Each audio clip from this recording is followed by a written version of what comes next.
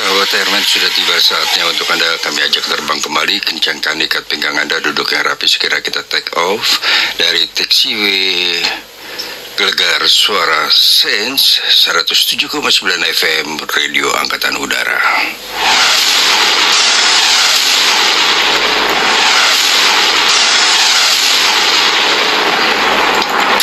Anda sedang mendengarkan 107,9 Airman Radio. 107,9 Airman Radio. Gelegar Informasi Dirgantara. Informasi Dirgantara.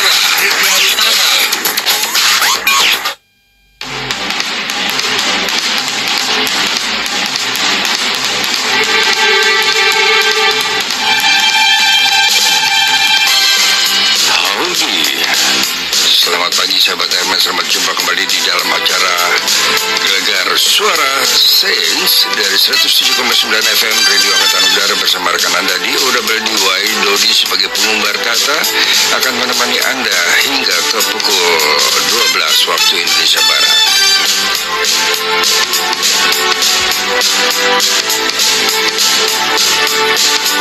Sahabat Airman yang berbahagia, di pagi hari ini senang sekali dapat kembali jumpa dengan Anda untuk bersama-sama melampaui waktu demi waktu dengan harapan Anda semua dalam keadaan sehat walafiat, berbahagia bersama keluarga tercinta. Untuk Anda yang kesehatannya sedang menurun, semoga cepat kembali sehat walafiat dan berbahagia bersama keluarga tercinta. Amin.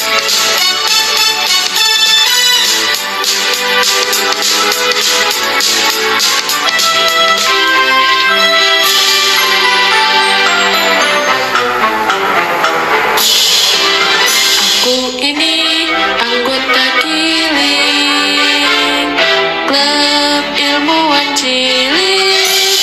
Aku senang bermain-main sambil belajar. Asik. Kilik, kilik, kilik, kilik, kilik sana, kilik sini, bermain dan belajar. Hore! Kilik, kilik, kilik, kilik, kilik sana, kilik sini, bermain dan belajar. Oh yeah! Simsalabim, kilik-kilik jadi apa? Ya, sahabat Airman, telah kita awali dengan Mars Kilik Klub Indonesia, klub ilmuwan cilik ya, klub ilmuwan cilik ya. Baiklah sahabat Airman, ya sudah ada rekan saya di sebelah kami ini, sudah ada Bung ada Bung Jipi ya. Ya. Kemudian ada Bung Indro. Ya, Bagi semua. ya. Dan dia silakan, mohon maaf sebentar ya.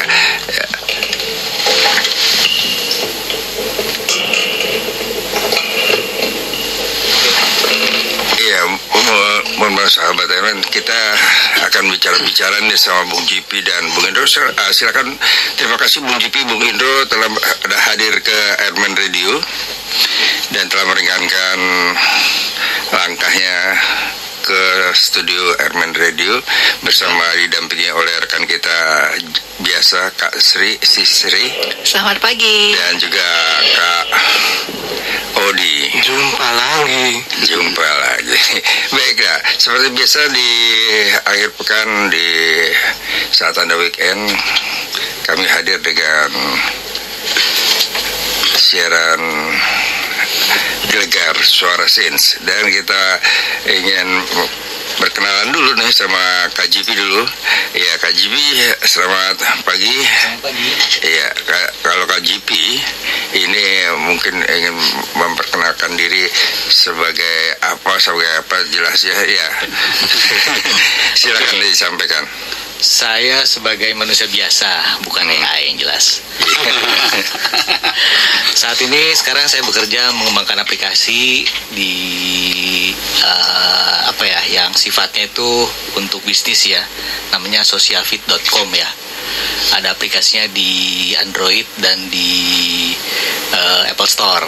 Nah, terus saya juga masih tetap dalam bidang edukasi. Saya mengembangkan modul-modul pembelajaran khususnya matematika dan sains di modulscience.com. Jadi bisa dilihat di situ Pekerjaan saya ini sehari-hari yang melibatkan pemrograman, terus kemudian ada juga bantuan AI, dan saya selama ini memanfaatkan AI ini sebagai sahabat, belum musuh ya. Iya.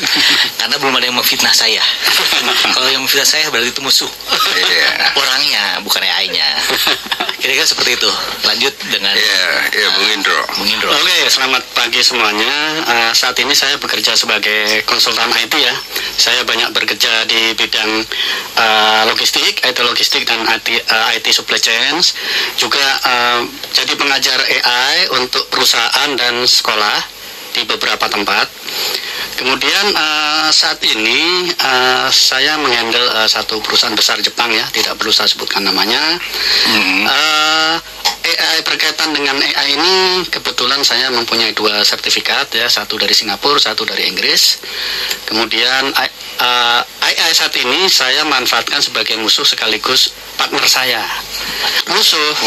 Iya. Kenapa saya anggap sebagai musuh? Karena kadang-kadang kita ada anggap dari 2 sisi ya. Saya kadang memanfaatkan AI untuk menskenariokan satu hoax mulai dari image dan video, dan itu saya sering untuk kerjakan ke beberapa rekan dan kawan ya.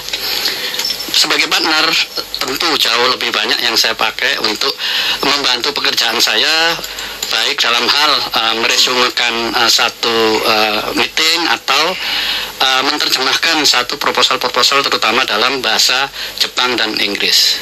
Demikian. Iya, sahabat Herman, sudah Anda dengar ya dari Bung Indro dan JP ini pakar-pakar, kalau saya bilang sih pakar-pakar ya, yang mengetahui tentang AI. Nah, sahabat Herman tentu kenal sekali dengan belakangan ini mendengar AI ya, itu artificial intelligence yang sudah bisa dikatakan kalau dalam bahasa Indonesia adalah kecerdasan buatan. Dan sekarang banyak sekali produk-produk musik. Anda pencinta Herman Radio udah kenal sekali ya produk-produk musik yang dihasilkan dari AI, yang biasa kalau saya sebutkan ini nyanyinya dari kreator. Nah, itu saya awali dengan kreator musik karena dia membuat musik melalui mesinnya. Saya sebut dia kreator musik. Dan itu biasanya Anda dengar lagu-lagunya begitu indah, tapi Anda sudah mulai pintar bisa membedakan, oh ini suara mesin katanya dikatakan suara mesin. Sahabat Herman sudah mulai pintar, dan itulah AI, artificial intelligence. Kita ingin bertanya, apakah AI ini musuh atau teman sih? Sebenarnya tadi sudah diungkapkan oleh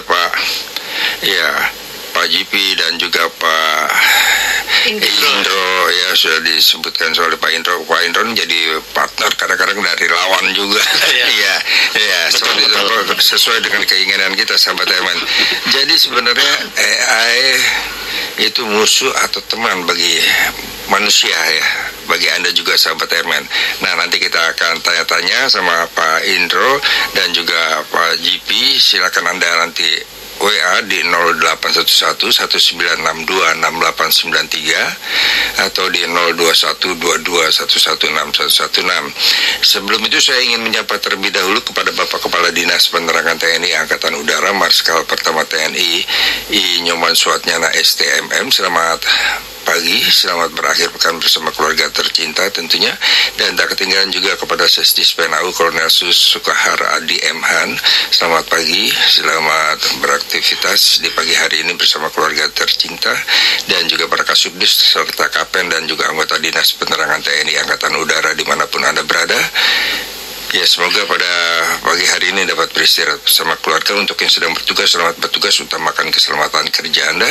Dan juga apa kabar rekan-rekan prajurit dari ketiga Angkatan dan Kepolisian Republik Indonesia di perbatasan, baik Anda bertugas di pulau terdepan maupun Anda yang terlibat dalam misi kemanusiaan dan misi perdamaian dunia. Apa kabar Anda semuanya? Tetap optimis, tugas Anda akan berhasil dengan baik. Tapi jangan lupa jauhi narkoba, jauhi miras, jauhi judi online, dan hindari pergaulan seks bebas, hindari pinjol.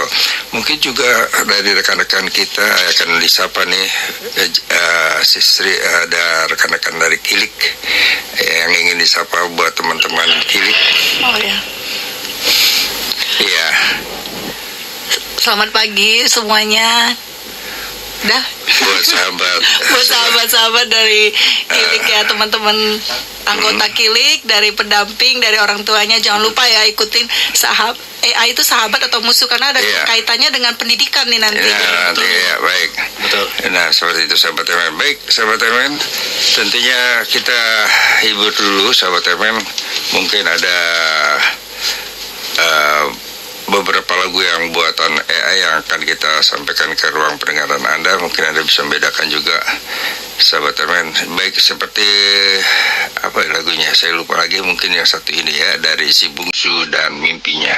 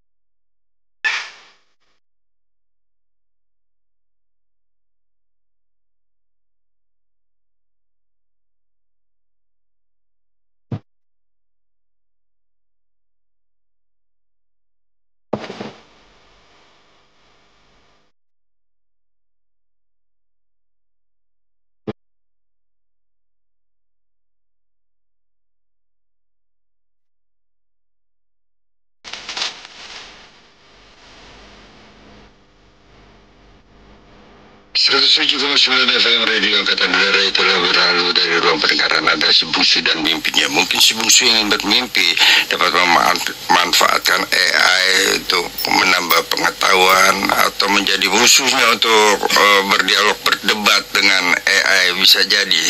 Dan sahabat Erwin, pertanyaannya apa sih sebenarnya AI itu?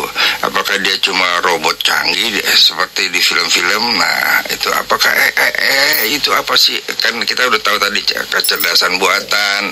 Ya lebih spesifik lagi. AI itu apa? Ini siapa yang menjawab, GP apa Bung Indro? Oke, saya jawab dulu ya, nanti selebihnya Mas JP. Jadi AI itu tidak hanya sekedar robot, tapi pengertian sederhananya dari AI itu adalah satu program komputer yang didesain atau dibuat untuk bisa berpikir, menganalisa, dan mengambil keputusan layaknya manusia.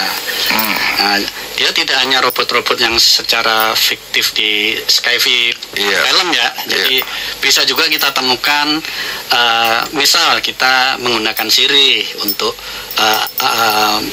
menjawab aplikasi audio, kemudian dia bisa jawab balik, atau bisa kita temukan ke HP, misalkan Meta AI, ChatGPT, untuk kita menanyakan sesuatu hal, AI langsung merespon, menjawab dengan singkat.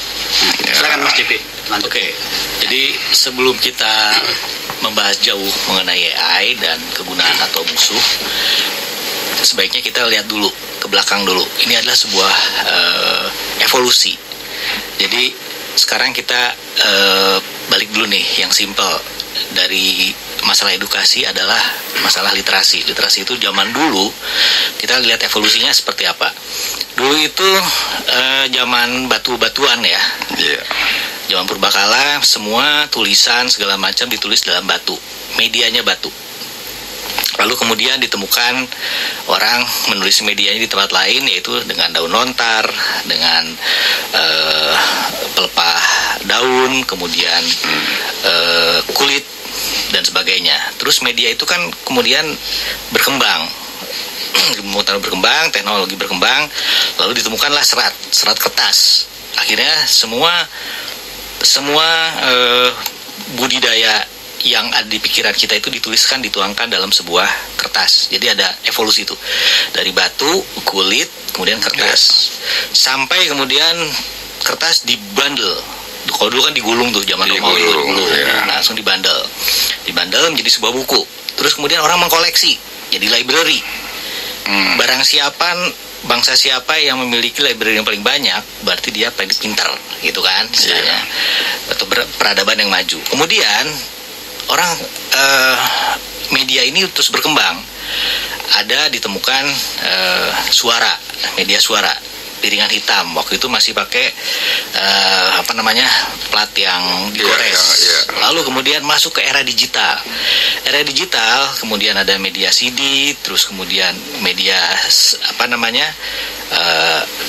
disk, hard disk dan sebagainya, sehingga sekarang ada flash disk. Dan kemudian disket juga kali ya? Disket. Nah, itu berkembangnya semakin lama semakin cepat perubahannya, hingga ditemukanlah e-book. Jadi itu baru sisi literasi pendidikan ya, yang sifatnya buku gitu ya, ilmu di dalam buku. Sekarang kita ke AI. AI itu sebetulnya apa? Barang baru atau bukan? Ini adalah sebuah evolusi dari sebuah pemrograman. Pemrograman konvensional itu adalah menuangkan budidaya pikiran otak si penciptanya ke dalam sebuah mesin. Jadi saya pengen seperti ini, saya pengen username sama passwordnya di sini, oke, ditulis program. Kalau username-nya ini, passwordnya ini, setuju, berarti benar. Kalau salah, berarti nggak bisa masuk. Itu pemrograman yang konvensional. Kemudian meningkat setelah ditemukan sensor segala macam, maka ada namanya teknologi fuzzy logic. Tolong diluruskan ya, Mas Indro ya. Fuzzy logic ini dipakai di mesin cuci. Sekarang mesin cuci kan udah smart tuh, bisa diputer-puternya berdasarkan cuciannya mau segimana, mau yang berat, mau yang ringan, airnya segimana, termasuk juga AC juga ada sensornya. Kita bisa menikmati AC itu tidak kedinginan, tidak kepanasan. Itu pakai fuzzy logic. Jadi pemrogramannya meningkat.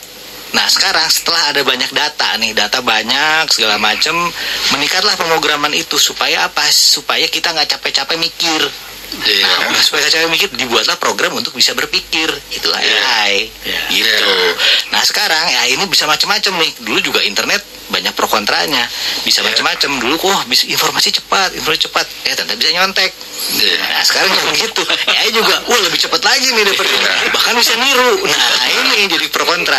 Nah kurang lebih seperti itu. Jadi kita, nih AI ini sebenarnya bukan barang baru, tapi sebuah produk evolusi pemrograman. Seperti itu. Jadi itu evolusi pemrograman, bisa dikatakan demikian ya.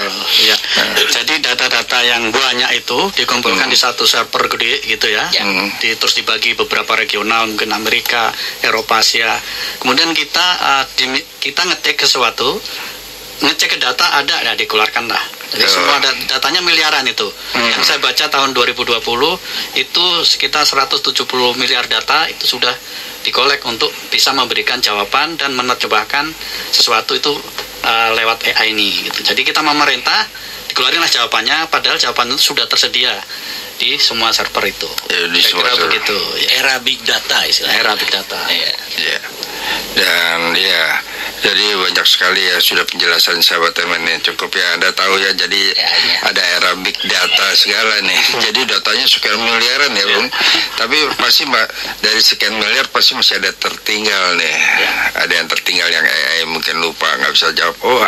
Kalau kita kadang-kadang ngetik, mohon maaf data saya masih belum sampai. Ada kali ya AI Oke. salah alamat. Saya jelaskan. Kalau AI zaman dulu itu murni based on data, tidak real time. Artinya data ada cut off. Misalnya data sudah dipenuhi sampai minggu kemarin.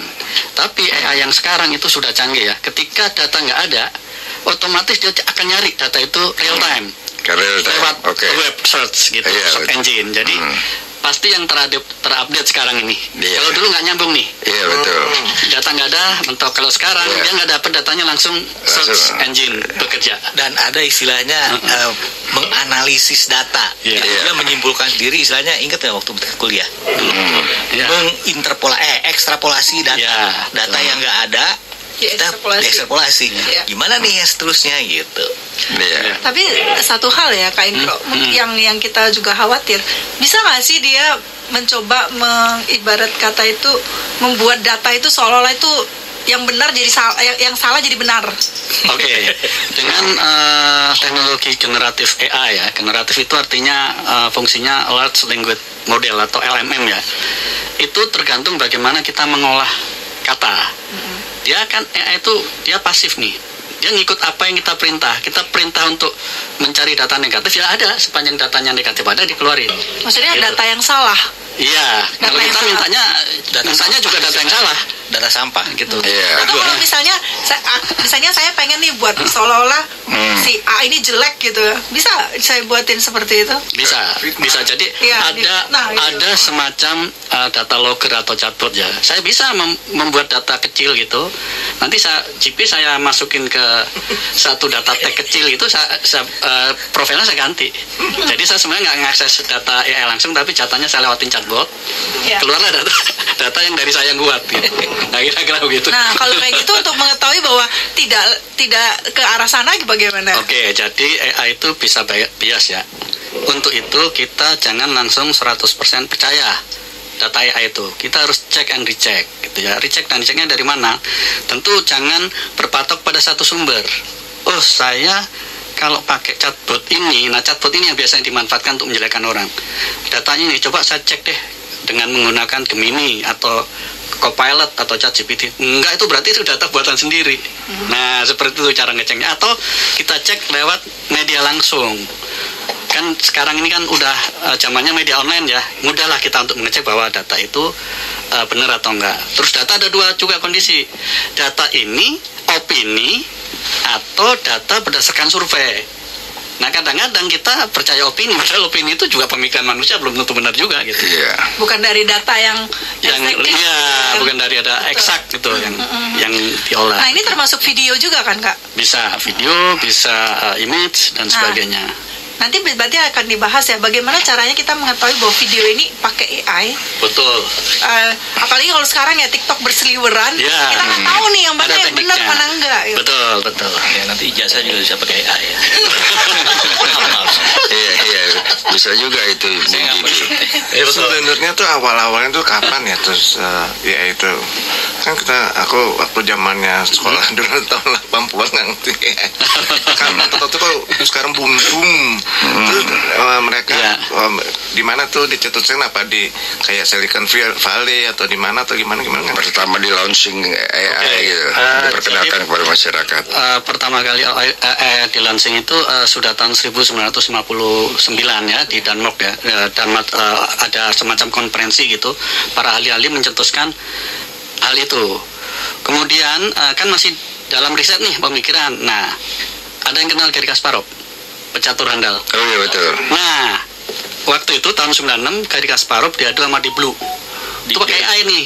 Oh, Blue itu AI itu ya? Iya. Kalau kita tahunya itu Blue itu komputer aja, bukan AI. Ya, jadi dia menggunakan server IBM, diadu sama Kasparov tahun 96 masih kalah. Komputer kalah. Tahun 97 disempurnakan, kalah Kasparov. Sampai sekarang tidak ada satupun orang yang bisa mengalahkan AI catur gitu. Oh, sampai sekarang ya. Karena elo ratingnya kalau sekarang misalnya Magnus Carlsen ya, Magnus Carlsen itu cuma 2.879. AI itu sudah 3.500, 4.000 tergantung yang ngisi data gitu. Jadi itulah kira-kira ya. Jadi saya ingin menambahkan. Jadi metode AI itu yang tadinya machine learning, sekarang itu ada namanya deep learning. Jadi itu bisa mempercepat pola pikir di normal manusia, dia lebih cepat, tapi dia juga bisa mikir sendiri, namanya deep learning. Saya pun masih belajar juga, ini kok bisa juga begini gitu ya Mas Indro ya. Ya betul. Itu deep learning itu yang mengerikan. Jadi Deep learning gitu. machine learning ya orang analisis saja diri kayak kita di Excel, proses statistik keluar jebret gitu. Tapi ketika pas deep learning, nah itu yang lebih tinggi lagi kastanya. Betul. Bisa disebut apa? Bisa disebutkan bahwa kayak Excel gitu ya. Itu sebenarnya cikal bakalnya apa, atau itu AI juga bukan sih? Apa tadi coba? Microsoft Office kayak gitu. Oke. Kan kalau ada Photoshop seperti itu. Jadi sebenarnya seperti yang tadi dijelaskan oleh Kak Cipi ya. Jadi kan dulu kita hanya berkutik di satu konvensional program ya. Sebenarnya Microsoft Excel, Office, Photoshop, Acrobat dan sebagainya itu program nih biasa. Sekarang tool-tool itu dilengkapi dengan AI semua tuh. Misalnya Acrobat ada ditambahkan AI. Jadi ketika kita dulunya cuma membetulkan satu gambar misalkan lewat Adobe gitu ya, atau lewat Canva dan sebagainya, sulit nih, kita harus masih ngedrag manual nih, pakai mouse lah, pakai ini. Nah sekarang ketikin aja dia itu tolong diedit bagian telinga misalnya. Nah itu dia cepat akan merespon dengan data-data yang dia sudah punya gitu ya. Hasilnya memang belum sempurna ya. Ada tekniknya. Jadi kadang-kadang kita dengan cepat menyalahkan, saya pakai AI hasilnya begini, padahal ada tekniknya.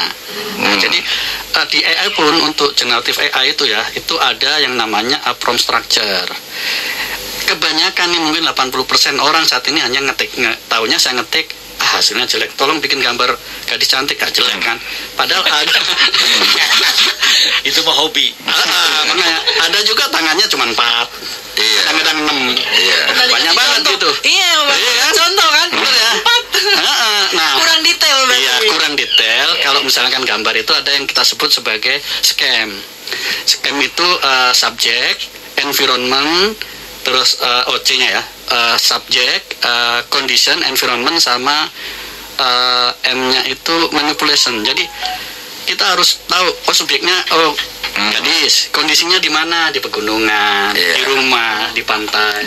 Environmentnya, pencahayaannya terang, ini manipulasinya real. Nah, kita harus sebutkan semua itu di struktur supaya gambarnya tuh persis nanti seolah-olah kelihatan orisinil. Nah gitulah kira-kira. Saya boleh menambahkan. Jadi benar kata Pak Indro bahwa AI ini kita mesti ngerti prompt-nya. Nah prompt-nya itu artinya apa? Prompt itu kan bertanya atau menyuruh. Kalau kita ingat dulu zaman kuliah, zaman sekolah dulu, ada yang mau nanya, nggak ada. Kenapa? Karena anak-anak susah untuk bertanya, membuat kalimat tanya. Jadi dengan adanya era AI ini saya mengamati, ini adalah eranya untuk berlatih bertanya, membuat sebuah kalimat tanya yang spesifik. Misalnya sekarang, tolong bersihkan ini. Udah, itu kan umum sekali gitu ya. Ininya tuh yang mana gitu. Tolong bersihkan komputer ini dengan ini dan ini. Oh, ada keyboardnya, nggak boleh pakai air atau apa segala macam. Jadi kita sekarang itu berlatih untuk bertanya, membuat kalimat tanya yang lebih spesifik. Jadi sebetulnya di sekolah pun kalau misalnya ini kita mau lihat positifnya dari perkembangan AI yang ada di sekolah di pendidikan adalah melatih bertanya, membuat kalimat tanya bukan hanya kepada AI tapi juga kepada guru atau kepada dosen. Jadi kalau kita mau bertanya spesifik. Saya ingat, ini balik ke zaman dulu kuliah Pak Rahmat almarhum ya. Ada yang nanya gitu, bingung karena nggak ngerti. Nah, saya nanya gitu, nanyanya cukup berkualitas gitu. Untuk kayak Pak Rahmat itu kemarin dosen kami, itu bukan AI ya, tapi ini pertanyaan bagus. Kadang-kadang di AI itu saya suka nanya begini-gini yang kritis itu. Responnya pertanyaan yang bagus. Sama ya. Kalau misalnya pertanyaan yang sangat umum, apa ini? Saya akan balik nanya seperti itu. Apa yang Anda maksud gitu ya? Iya, jadi kita bertanya spesifik, jelas gitu. Oh iya. Nah, sahabat Aaron, untuk penjelasan tentang ini segini dulu. Jangan banyak-banyak yang lebih dalam lagi, nanti habis nih jamnya kehabisan nanti materinya. Nah, sahabat Aaron, tentunya semoga Anda sudah mulai mempersiapkan pertanyaan nih. AI itu apa, musuh atau sahabat? Anda silakan di 0811-1962-6893 Anda bisa bertanya di situ, dan bisa lewat WA, bisa langsung Anda ngobrol dengan narasumber kami yaitu Bung Indro dan juga Bung GP yang akan menjawab semua pertanyaan Anda. Dan sahabat Aaron, tentunya saya berikan satu buah lagu yang berikut ini. Apakah ini manusia atau AI nih penyanyinya nih? Aku pernah percaya padamu, setiap janji yang terucap itu, membangun mimpi berdua. Namun kini semua hancur begitu saja. Kau tinggalkan aku tanpa alasan, dengan air mata yang tak terbendung. Di hatiku kamu menanam luka. Ku rasa cintamu kini hilang sudah, hancur sudah semua impian. Kau pergi tanpa penjelasan, meninggalkan hanya kenangan. Cinta ini kini jadi beban. Pernah ku rasakan bahagia, kini tinggal luka yang membara. Kau berubah tanpa sandiwara, hilanglah semua yang kau bawa. Mengapa kau tega meninggalkan, tanpa kata, tanpa penjelasan? Hidupku kini penuh pertanyaan, cinta ini ku rasa hanya bayangan.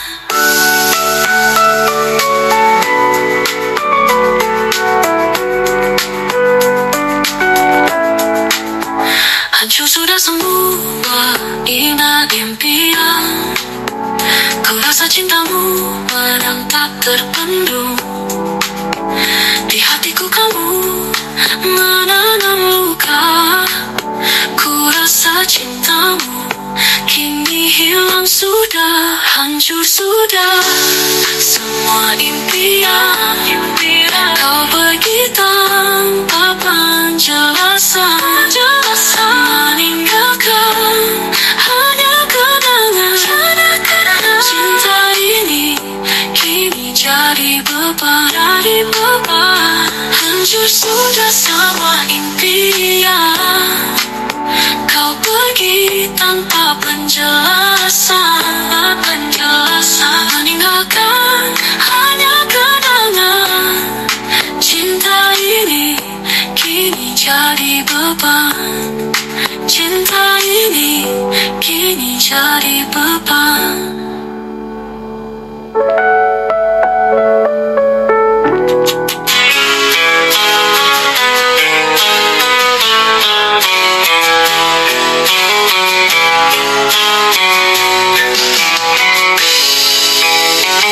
Di antara ingin dan tak ingin,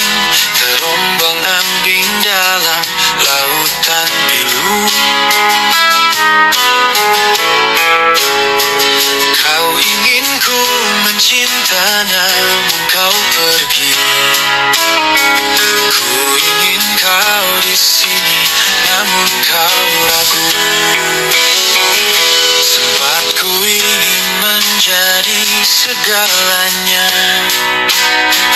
Namun di sini hanyalah bayangmu. Kau melihatku dengan penuh keraguan.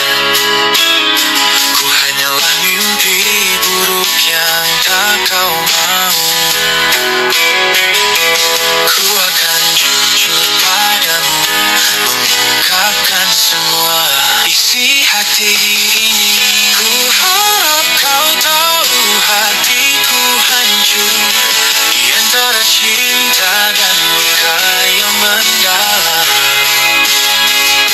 Ku ingin jujur, namun semua kata tertahan. Kau yang ku ingin juga yang membuatku terluka.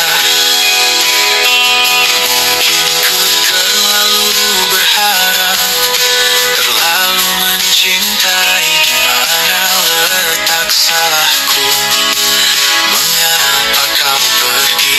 Ku telah berusaha sekuat tenaga, namun cinta kita bagai pasir di antara jari. Ku harap kau tahu hatiku hancur di antara cinta dan luka yang mendalam. Ku ingin jujur, namun semua kata tertahan. Kau yang ku ingin juga yang membuatku terluka.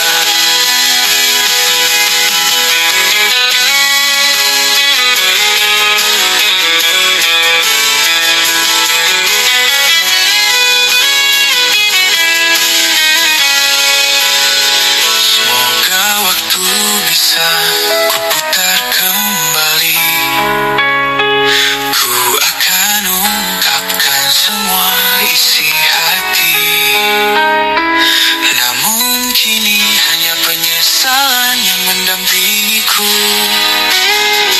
Kau yang ku cintai, mengapa harus pergi?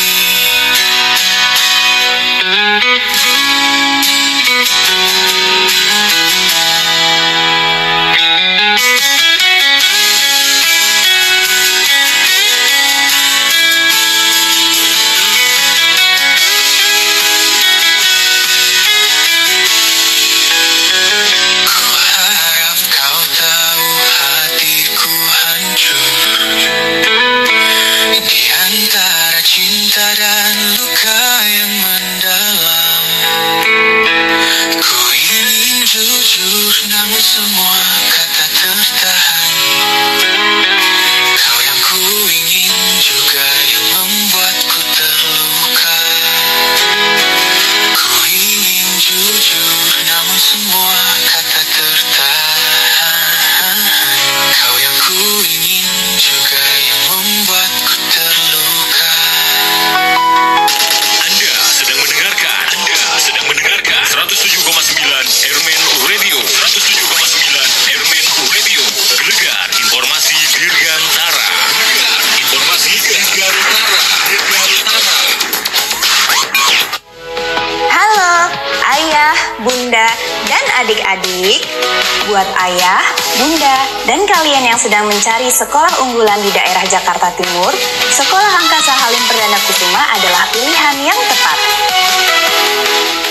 Apa saja sih yang ada di Sekolah Angkasa Halim? Jenjang pendidikan mulai dari TK, SD, SMP, SMA, bahkan ada sekolah kejuruannya, yaitu SMK, serta ada SLBC dan Maitri bagi anak berkebutuhan khusus. Fasilitasnya lengkap seperti lab komputer, lab bahasa, kelas ber-AC, lapangan olahraga luas, kurikulum Cambridge bagi siswa SMA, ada jurusan penerbangan loh bagi siswa SMK, serta fasilitas modern lainnya yang menunjang sistem belajar. Sekolah Angkasa Halim juga punya banyak ekstrakurikuler yang telah memperoleh banyak prestasi di bidang seni, olahraga, dan akademis. Selain itu, lokasinya strategis, mudah dijangkau, dan pasti aman. Untuk informasi, hubungi kami melalui Instagram @yasarini_lanuthalim atau melalui nomor telepon dan WhatsApp di 0812 100 555 90. Yuk buruan daftar ke sekolah angkasa. Anda sedang mendengarkan 107,9 Airman Radio. 107,9 Airman Radio. Gelegar informasi Dirgantara. Ya, sahabat Airman, tadi telah kami tebar ke ruang pendengaran Anda tentang musik-musik yang dibuat melalui AI. Nah, sayang sekali saya tidak punya contoh bagaimana orang yang manusia ketika presentasi mempergunakan AI. Saya tidak punya contohnya, tapi kita ingin bertanya nih kepada narasumber. Kita tahu nih AI ini sering dipakai untuk bikin konten, ya baik video maupun musik. Nah, kemudian kalau di dunia pendidikan, nah, ya, bisa dijelaskan di dunia pendidikan seperti umpamanya nggak usah ke kelas, pakai AI ya, mungkin bisa disampaikan lewat AI atau bagaimana ketika seminar atau pertemuan-pertemuan yang lain. Bisa dijelaskan ini, kita tahu mana yang mempergunakan AI atau yang mungkin sering kita temui juga nih sehari-hari kalau di Google ya, kita sering temui mendengarkan musik, menonton film ya buatan AI. Seperti apa sih penjelasannya tentang ini? Harus lebih spesifik lagi nih pertanyaannya nih. Soalnya ini sebenarnya nggak usah spesifik kayak kita nanya ke AI nih. Soalnya ini manusia semua nih lebih cerdas. Kalau AI yang jawab malah sopan banget ya. Sangat sopan. Mungkin pertanyaannya gini kali ya, supaya lebih simpel. Kita tahu ini produk artikel atau konten ini adalah buatan AI atau manusia. Mungkin itu kali ya. Itu yang lebih sederhana gitu ya. Sebenarnya satu produk itu bisa kita cek keasliannya bahwa ini memang dibuat oleh manusia atau AI. Caranya apa? Nah, produk tersebut itu ada tool untuk mengecek itu AI atau enggak. Namanya AI or not. Itu bisa di search di website ya. Ada AI or not. Jadi kita tampilkan artikelnya, kita upload, dicek, suruh ngecek aja deh. Ini produk AI atau bukan, atau image-nya kita upload, ini AI atau bukan. Atau videonya kita upload, ini AI atau bukan. Ada toolnya. Atau sederhananya kalau saya menggunakan ChatGPT atau misalnya Microsoft Copilot atau Gemini, saya upload juga. Saya tanyain juga, ini produk buatan kamu bukan gitu. Itu yang gratis atau yang bayar, Kak? Enggak, yang gratis bisa. Ada. Cuman kadang-kadang gratis itu uploadnya itu dibatasin. Misalnya sehari 5 kali aja upload, habis itu besok lagi. Sedangkan kalau yang berbayar itu lebih banyak lah, misalnya 50 dalam sehari. Itu aja sih sebenarnya, tinggal bagaimana kita mengatur cara menggunakannya. Kalau saya sih pakainya gratis semua. Gratis semua. Iya, karena saya ada sekitar 13 tool AI gitu. Kalau ini nggak boleh ya pakai yang AI ini. Ini nggak bisa ya pakai yang AI. Gratis aja. Saya ingin menambahkan gini, kembali lagi kepada masalah evolusi. Kalau dunia pendidikan itu sebetulnya yang jadi musuh adalah, yang paling dasar adalah mencontek. Yang mencontek atau berbuat curang, melihat karya orang lain, mengakui orang lain, itu namanya mencontek. Nah, mencontek itu caranya macam-macam. Kalau zaman dulu ya, salin dulu gitu kan, terus dikelinting-kelintingin gitu, terus lihat gitu kan. Pengalaman ya, Kak? Pengalaman. Iya. Saya ngomong ini juga karena pengalaman. Pengalaman adalah guru yang terbaik. Iya, betul. Nah, setelah itu mulai itu kalau tugas, kalau zaman dulu mungkin kita nanya ke temen, di kelas ini udah ujian duluan, kita minta duluan. Itu data yang ada, kita ngomong data ya. Oh, kita ambil data dulu gitu. Tapi ada prosesnya apa? Orang lainnya duluan. Terus kemudian zaman berkembang, mulai ada internet. Kemudian orang menaruh jawaban-jawaban itu ada di internet, ditaruh situ semua. Lalu si murid yang harusnya tadi mengerjakan sendiri orisinal, dia cari di internet, copy paste. Ada zaman namanya generasi copy paste. Copy paste itu ada proses, dia nyari dulu di Google searching, ada prosesnya gitu, tetap ada prosesnya. Tapi kesalahannya adalah dia tidak membuat karya sendiri. Dia copy paste. Cuman prosesnya hanya cuma ngambil orang, nyuri. Nah, sekarang ada AI. AI itu mempermudah orang mencuri. Mencuri apa? Yang bukan karyanya dia. Iya. Jadi ini yang menjadi sebuah kekhawatiran kita. Apa sih yang dampak negatif dari AI itu? Adalah siswa atau pembelajar itu tidak memiliki usaha untuk membuat karya sendiri. Seperti tadi ya, enak ya kita bisa bikin konten musik gitu ya, video gratis gitu ya, nggak ada royalti gitu. Tapi kan itu tujuannya itu bukan mencontek, karena kita ada kebutuhan. Tapi kalau dalam proses pembelajaran kan bukan royalti tuntutannya. Tuntutannya adalah si anak itu atau siswa itu harus bisa mendapatkan keahlian dari kemampuan hasil olah pendidikan, olah pikirnya, bukan dengan hasil mencontek. Kalau mencontek ngambil orang lain gitu loh. Banget itu ya. Jadi sekarang AI itu selalu kemudahan untuk mencontek. Tinggal copy paste, tinggal apa. Makanya sebetulnya ketika pas mengerjakan sebuah tes online, biasanya tuh ada beberapa aplikasi yang hanya bisa membuka aplikasi ujiannya aja kalau benar-benar digital gitu ya. Dia tidak bisa lari ke Windows lain atau yang lain, atau misalnya memang tidak diperkenankan membawa alat digital, dia harus benar-benar esai, nggak ada bantuan. Nah sayangnya sekarang ini banyak sekali termasuk saya ngeliat anak saya kok ulangannya kok menggunakan langsung pakai ini, nggak pakai kertas biasa, padahal sebetulnya itu materinya masih bisa ditulis dalam tangan. Ini yang malas gurunya. Jadi saya lihat loh, ini salah gurunya nih, bukan salah AI-nya. Gurunya bisa bikin soal dari AI, bukan berarti di copy paste tapi dikembangkan. Gitu. Jadi itu ya kekhawatiran utama dari AI dalam dunia pendidikan. Seperti Jadi itu. mulai terjawab ya, sahabat atau musuh. Nah, itu musuhnya itu kalau dia itu dilarang mencuri. Jadi itu yang harus ditekankan gitu. Karakter itu yang harus dikembangkan gitu. Sama halnya kalau kita menulis sesuatu ya, kita bisa minta bantuan AI untuk membuat kerangkanya saja. Nah nanti detailnya kitalah yang mengolah. Kalau semuanya diserahkan ke AI, tentu analisa berpikir kita kurang ya, atau bahkan nggak dipakai gitu. Dan itu dengan mudah bisa dicek, oh ini AI, karena bahasanya kan terstruktur, seolah-olah tidak ada kesalahan dan sebagainya. Itu Kak. Apalagi kalau dengan jurnal ilmiah itu kan kita bisa cek dengan yang namanya aplikasi Turnitin ya. Turnitin kita cek ini buatan AI atau enggak. Jadi jangan sampai kita terjebak. Kita semua menggunakan AI, tapi kemampuan daya pikir dan daya nalar kita jadi tidak berkembang. Nah, itu dia. Boleh nggak kalau kita berpikir bahwa kita pengguna AI ini harus mindset kita itu harus lebih cerdas daripada AI. Harus lebih.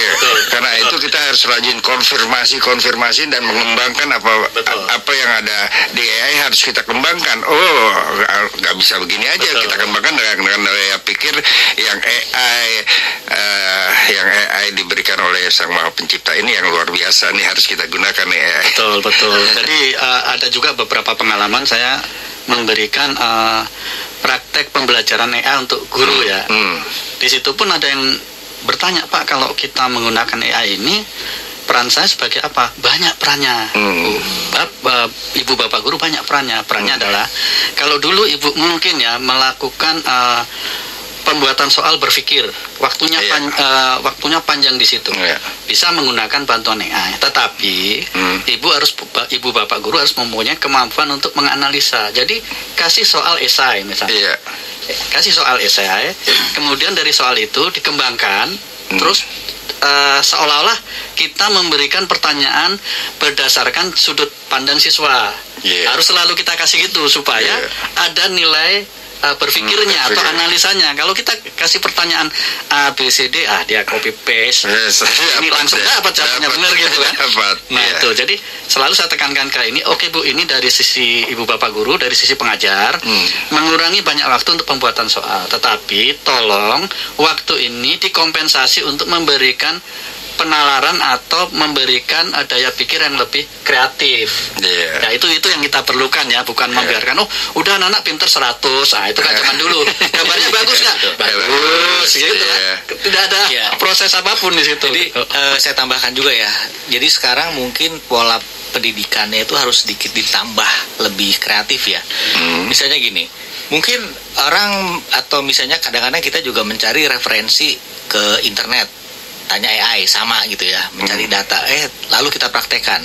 Nah intinya sih kalau dalam pendidikan untuk tidak hanya bergantung sama AI, siswa itu atau anak itu harus diberikan benar-benar melakukan sebuah praktek. Misalnya gini, tolong angkat aqua ini atau botol yang besar tuh galon dari sana ke sini. Dia mau pakai AI apa? Kan nggak bisa, dia harus mikir. Walaupun dia nanya, gimana caranya mengangkat AI ya?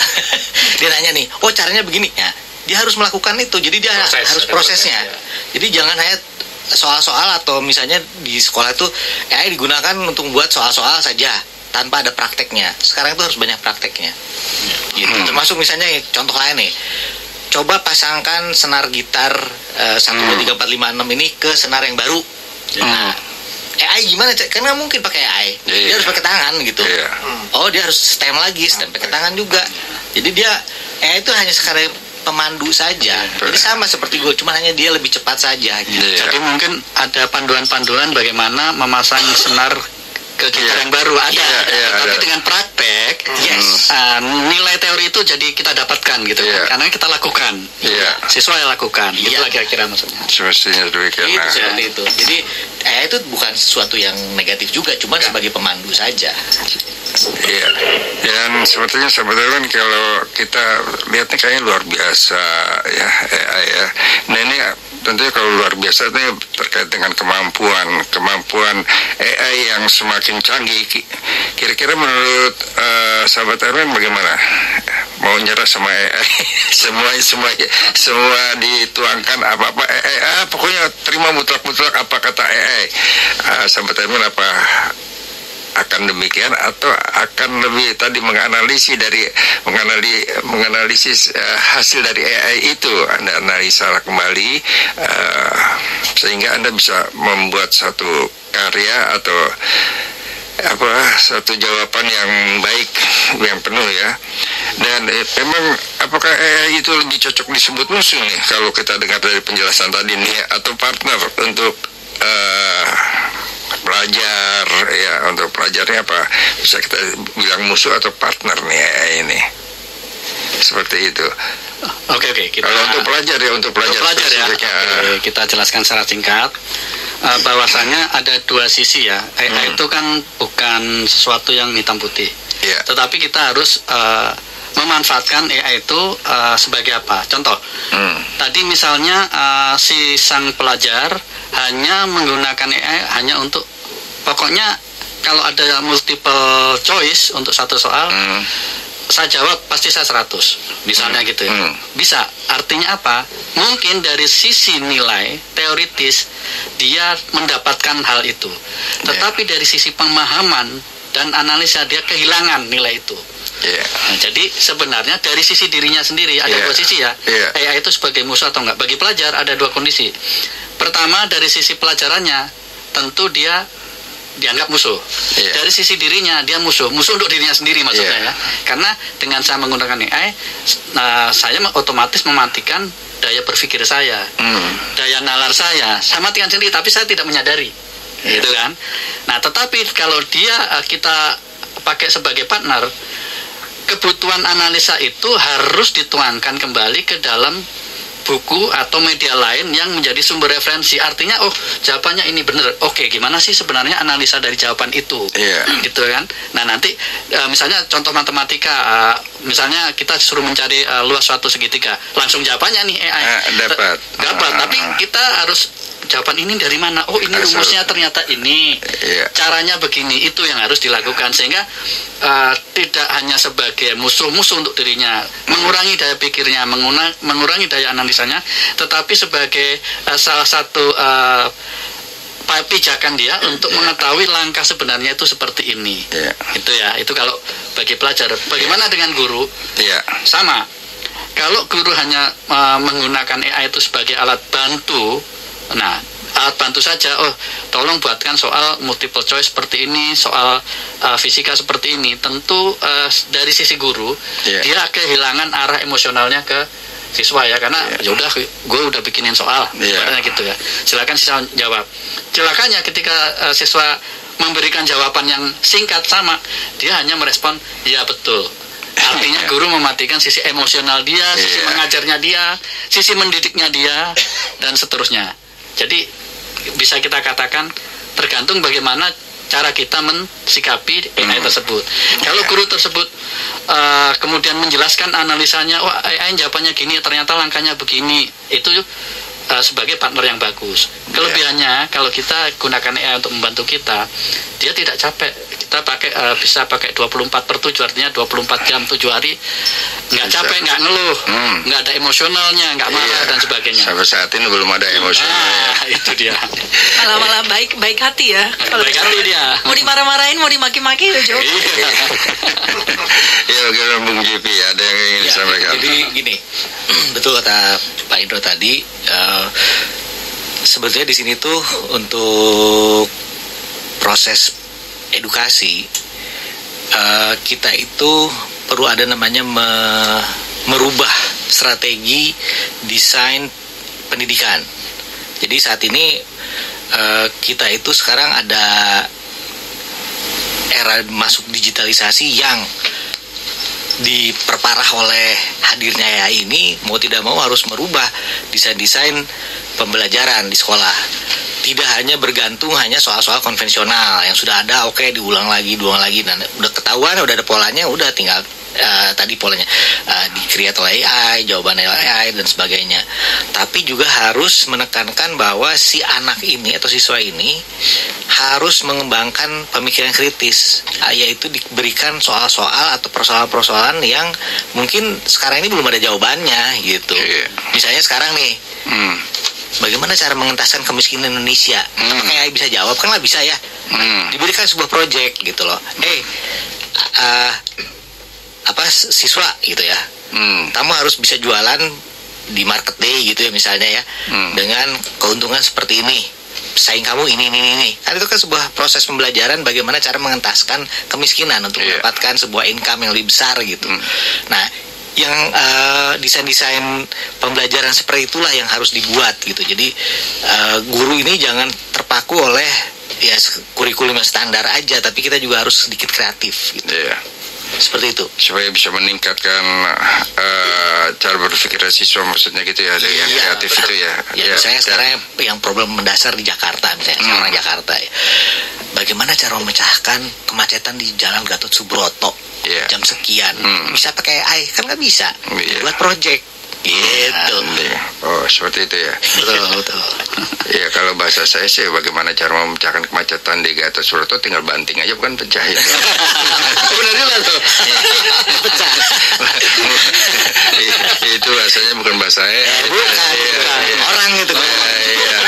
Itu bahasanya debodor. Mudah dideteksi ya. Jawabannya langsung. Cepat. Itu jawabannya asli.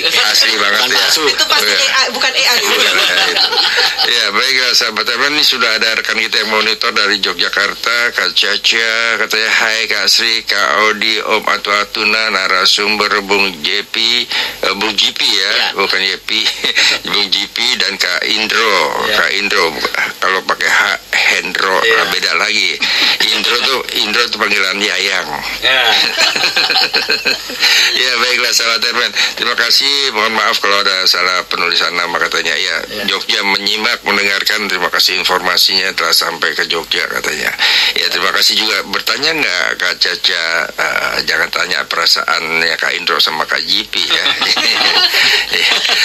Nah, ya sahabat teman, banyak sekali yang harus kita tanyakan, seperti kekhawatiran dari masyarakat kan banyak banget nih khawatirnya. Aduh, AI bisa membodohkan. Tadi sudah dijelaskan sebenarnya di dalam, tadi di depan tuh sudah penjelasannya sudah jelas bahwa AI itu bisa mencerdaskan bagaimana Anda penggunanya ya.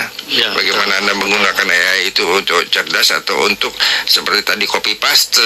Nah, ini kalau pemalas biasanya kita kalau Anda malas ini bisa copy paste saja, tapi itu bisa di-drag, bisa dilihat dari ini bukan buatan dia asli. Betul. Itu ada di aplikasi apa yang namanya namanya website ya. Ya, ada.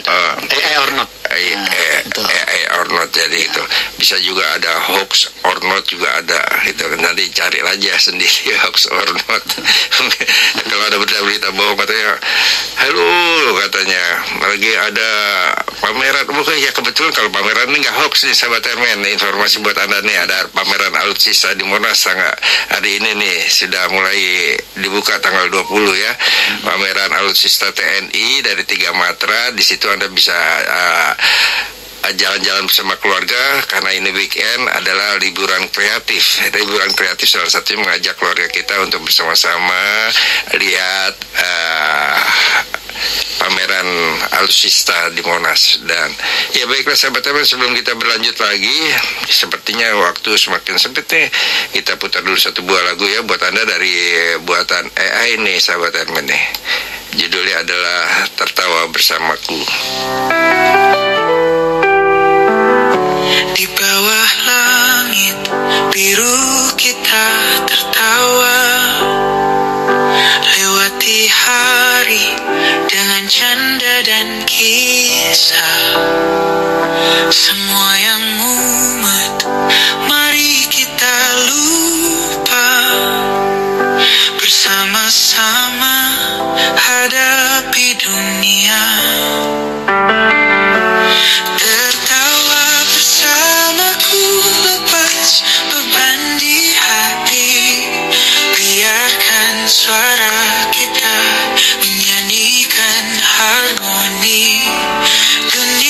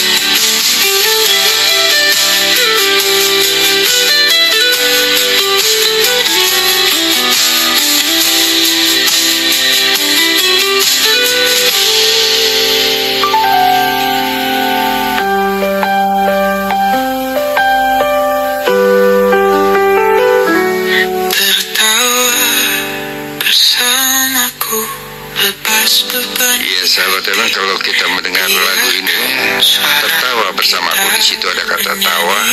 Apakah AI juga bisa tertawa?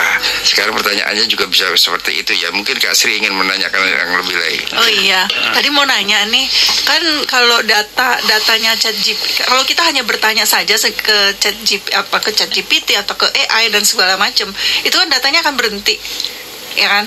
Nah, itu kalau misalnya jadinya harusnya gimana gitu supaya data itu terus-terusan tetap terupdate, tetap ada data baru, itu satu. Kemudian kedua, AI itu punya kalau nggak salah apa sudah ada ya sih punya perasaannya gitu loh, ada perasaannya. Kalau sekarang kan dia tidak ada perasaannya gitu loh, coba dicandain, dimarahin juga santai aja dia, dimarahin malah balas lagi gitu. Oke, nanti itu disimpan dulu pertanyaannya nih. Okay. Ada sahabat Herman dari Sidoarjo.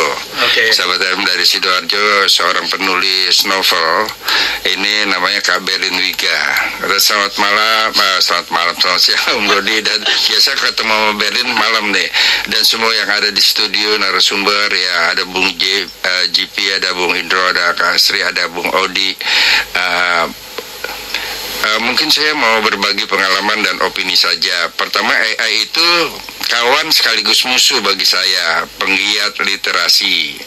Banyak penulis yang ingin terkenal dengan cara mudah tanpa harus susah payah riset dan berpikir.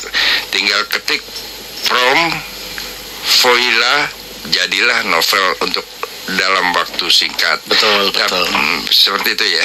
Ya, betul. Ya, bagi saya pribadi membantu mengumpulkan bahan tulisan dan contoh outline ketika buntu, sehingga mempermudah analisa atau mengembangkan ide.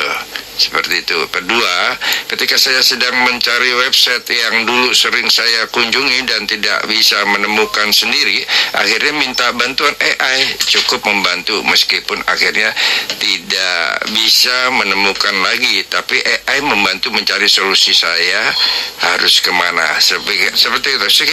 Kalau saya melihat pengalaman dari rekan kita Berlin Wiga ini, kayaknya AI canggih juga nih, Bu. Canggih banget ya, membantu sekali ya, bukan musuh nih. Bukan, jadi kayaknya si Bu siapa tadi itu?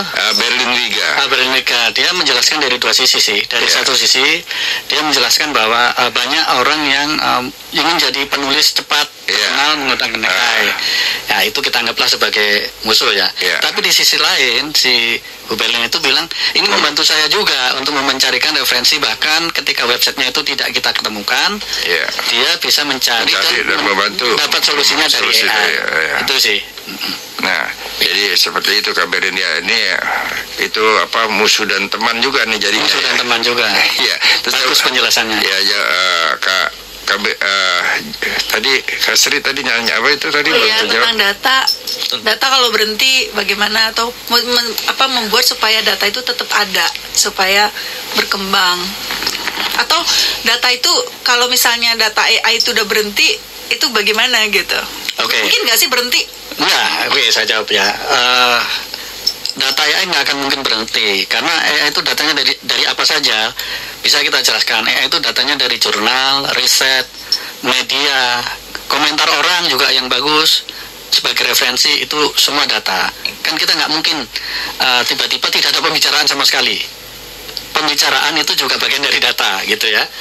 Ada berita A, B, C, itu bagian dari data setiap hari. Ada media online, ada berita baru tentang misalnya di sana ada satu kerusuhan, itu berita. Jadi dia tidak akan mungkin data itu berhenti. Tetapi bagi para periset di luar ya, di luar negeri gitu ya, riset itu kan sangat dihargai. Riset itu adalah bagian salah satu data penting untuk AI supaya memperkecil nilai hoax atau nilai negatif.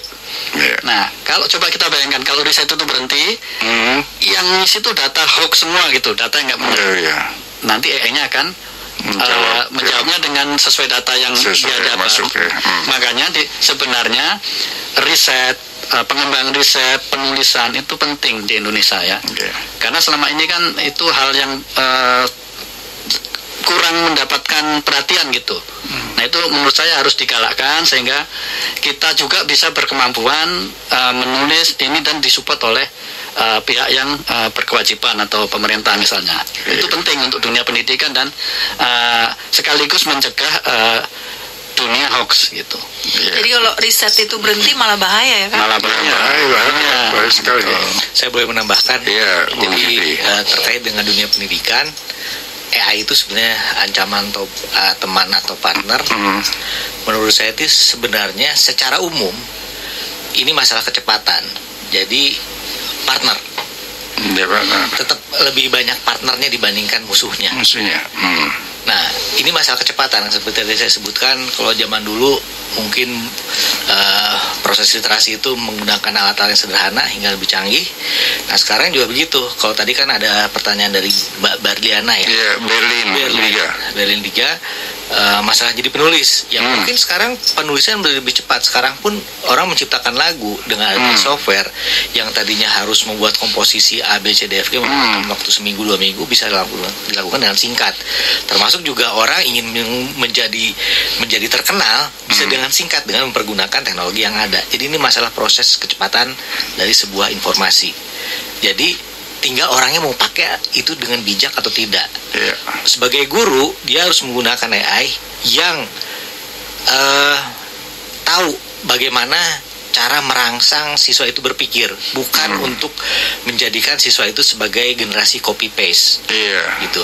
Dan sebagai siswa harus apa? Kita tahu kalau misalnya ada orang bijak mengatakan lebih baik memberikan pancing dibandingkan memberikan ikan.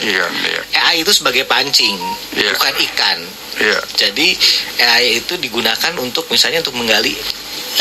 Dia lagi membuat sebuah cerita gitu, disuruh ini idenya aja gitu, ambil idenya, oke, gitu. Kalau dulu mungkin kita zamannya bukan milenial ya, ketahuan umurnya. Kalau tinggal search di Google, itu sama aja, cuman hanya AI itu membantu mempercepat pencarian itu menjadi sebuah kesimpulan. Jadi itu masalah kecepatan aja. Masalah kecepatan. Iya. Ya, sahabat Ermen, mungkin Bung P di Tebet ini juga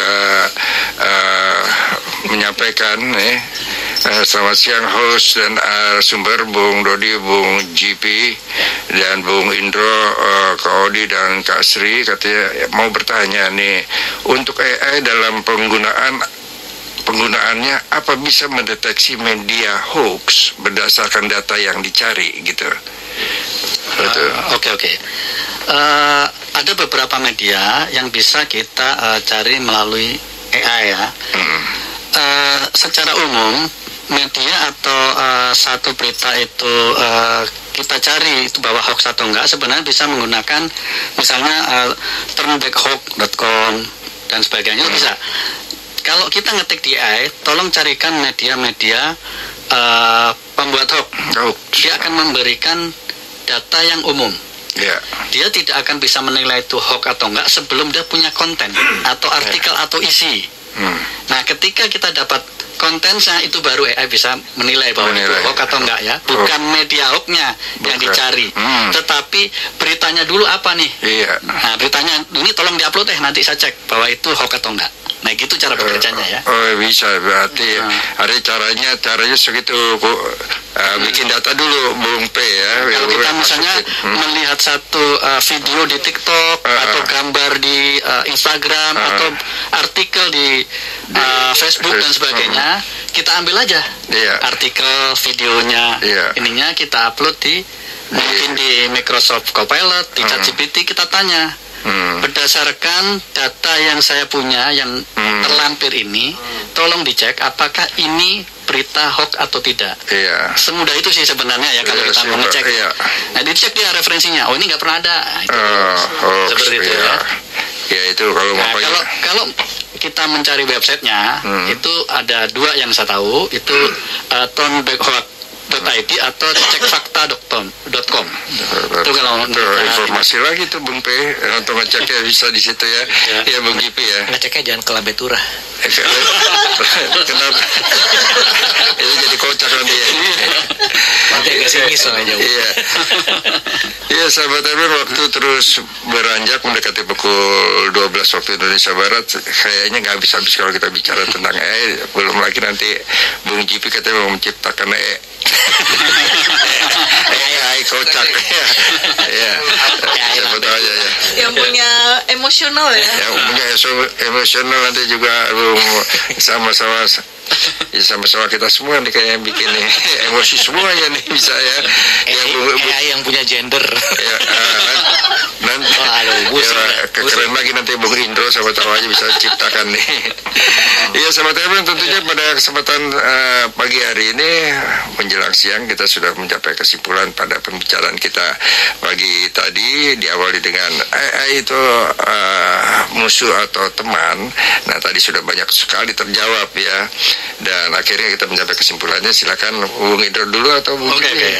Saya coba simpulkan ya. Ada dua sisi yang akan kita simpulkan. Pertama, menyikapi AI. Kedua, pesan utama. Menyikapi AI, daripada kita melarang, lebih baik kita beradaptasi dengan AI. Ya, AI itu seperti pisau. Kita pakai untuk merancang dia hoax, mulai skenario dari image atau video bisa. Tetapi bisa juga sebagai partner kita yang hebat, karena AI itu kan tidak punya rasa letih atau lelah ya. 24 jam per 7, bahkan tidak marah. Kita tanya berulang-ulang aja, silakan dah. Dia nggak akan marah dan dia akan membantu kita dengan cepat. Ada satu artikel panjang kita minta summary-nya, bisa. Ada satu proposal bahasa Jepang kita mau minta terjemahin dengan cepat, bisa. Jadi intinya bagaimana kita menyikapi AI itu untuk kita gunakan sebagai hal yang positif. Itu yang pertama. Pesan utama ini lebih ke arah untuk pelajar ya, jangan malas. Jangan malas. AI itu hanya untuk menjadi kita memberikan support data. Dan kita harus terus belajar menggunakan daya olah, daya pikir kita, sehingga kita tidak sehingga kita mempunyai kemampuan yang lebih, tidak hanya sekedar sebagai pengabsorb data dari AI, tapi kita bisa juga sekaligus memberikan analisa dan jawaban dari AI itu. Tetapi tentu ya, kalau misalkan untuk pelajar yang mungkin di bawah usia 17 tahun, itu peran orang tua dan pendidik itu perlu diperhatikan, karena kadang-kadang kalau remaja itu belum dewasa ya, jadi kita kasih handphone, kalau dia cerdik sedikit nih, nyontek, nah AI ini bisa jadi musuh. Gitu kan. Nyari A, B, C bisa dia. Nah itu perlunya pendampingan dan peran pengajar atau guru untuk memberikan bahwa AI itu positif ya, gitu. Itu dari saya. Mungkin Mas Jipi. Saya menambahkan, jadi itu kan untuk pelajar dan guru. Untuk orang tua nih, untuk orang tua tetap yang namanya teknologi itu harus tetap diawasi untuk penggunaan pada anak. Jadi kalau kita ingat, saya kembali lagi kepada evolusi lagi ya. Zaman dulu itu bukan handphone. Zaman dulu itu radio sendiri, TV player sendiri, terus kemudian buku sendiri, berita sendiri, koran sendiri. Sekarang semuanya dijadikan satu di dalam handphone. Di handphone ada AI-nya. Jadi intinya adalah, kalau orang tua itu adalah adanya pengawasan. Kalau misalnya di dalam istilah terminologi internet itu parental control di dalam sebuah handphone.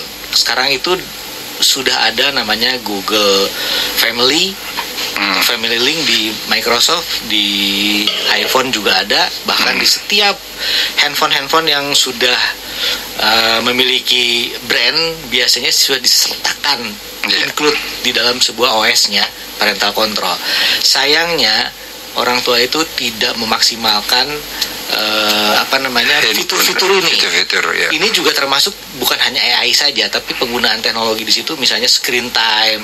Kadang-kadang anak terus ngelihat Instagram segala macam sampai malam, tidur jam 12. Itu anak saya tuh.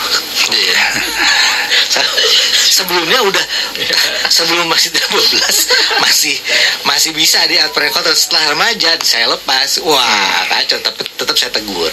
Tapi intinya di situ. Jadi parental control diawasi, sehingga AI pun, jadi orang tuh kan ada search, biasanya ada ininya juga ya, ada historinya. Orang tuh juga kalau bisa mengawasi si anak nih nanya apa aja. Itu. Jadi tetap diawasi. Ya, jadi tetap semua penggunaan alat elektronik termasuk AI dan handphone itu tetap dalam pengawasan orang tua. Ya, sahabat Ermen, tentunya sebagai makhluk manusia ini dibilang makhluk ciptaan yang Maha Esa, yang paling sempurna, tanpa batas, paling sempurna berpikirnya. Tentunya juga kita harus lebih sempurna untuk mempergunakan AI ini dalam penyempurnaan pikiran kita, dan sebisa mungkin dijadikan AI itu adalah partner terdekat kita untuk hal-hal yang baik. Jangan salah menggunakan AI ini. Ya, sahabat Ermen, kembangkan kecerdasan Anda bersama dengan kecerdasan buatan. Baiklah sahabat Ermen, mari kita kembangkan diri kita dengan berdampingan dengan menjadi partner yang baik dan bijaksana untuk AI. Nah, itu sahabat Ermen. Baiklah, dengan demikian rekan Anda di OWDY Dodi, saya Indro, saya JP. Odi di sini. Dengan Sri di sini. Mohon diri dari ruang pendengaran Anda. Terima kasih atas kebersamaan Anda. Mohon maaf bila ada salah kata. Kita pisah di udara, tapi kita tidak pisah dari hati ke hati. Sampai jumpa.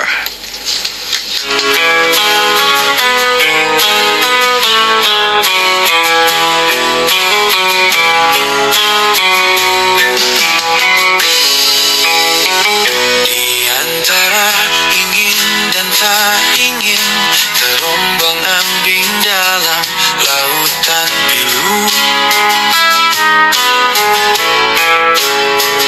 Kau ingin ku mencinta, namun kau pergi.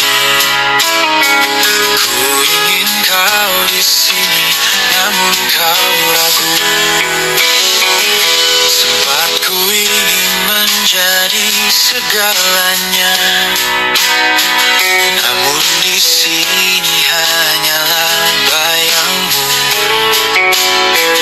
Kau melihatku dengan penuh keraguan. Ku hanyalah mimpi buruk yang tak kau mau. Ku akan jujur padamu, mengungkapkan semua isi hati ini. Ku harap kau tahu hatiku hancur di antara cinta dan luka yang mendalam. Ku ingin jujur, namun semua kata bertahan. Kau yang ku ingin juga yang membuatku terluka. Mungkin ku terlalu berharap, terlalu mencintai. Di mana letak salahku? Mengapa kau pergi?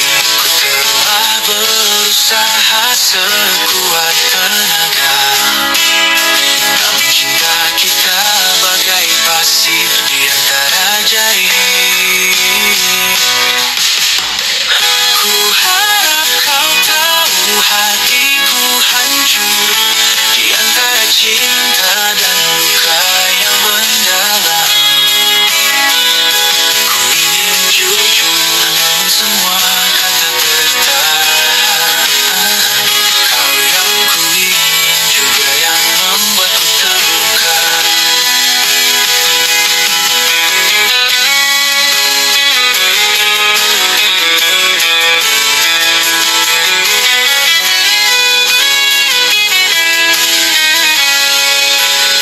Semoga waktu bisa kuputar kembali. Ku akan ungkapkan semua isi hati.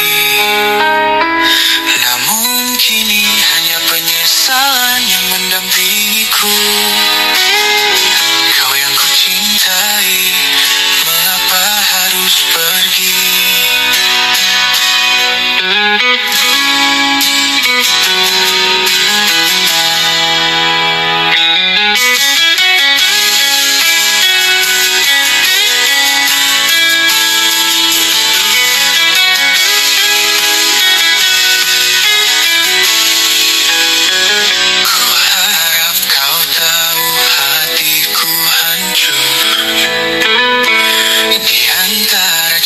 cinta dan luka yang mendalam. Ku ingin jujur namun semua kata tertahan. Kau yang ku ingin juga yang membuatku terluka. Ku ingin jujur namun semua kata tertahan. Kau yang ku ingin juga yang membuatku terluka. Anda sedang mendengarkan 107,9 Airman Radio. 107,9 Airman Radio. Gelegar informasi Dirgantara. Informasi Dirgantara.